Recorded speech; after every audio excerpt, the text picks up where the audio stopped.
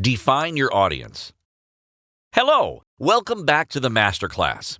So, in the last video, I showed you 5 requirements you need to get started on affiliate marketing.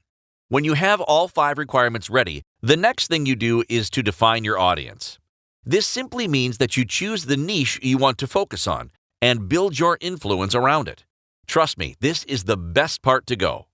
One mistake most newbies make with affiliate marketing is promoting any product they see online to their list. This is wrong, and when you do it, you will experience what we call list burnout. Your list subscribers will become tired of seeing your emails and will unsubscribe from your list because they will see you as someone who's only about making money off of them. So, when choosing a niche to focus on, pick one that has sufficient number of buying units, a list that has a good number of people that can buy your product when you promote to them. There are a lot of niches in internet marketing, but I'll advise you to stay with the big 3. Make money online, health and wellness, sexuality. So, that is it for this part.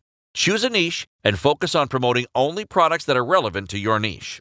Thanks for watching this video. I'll see you in the next.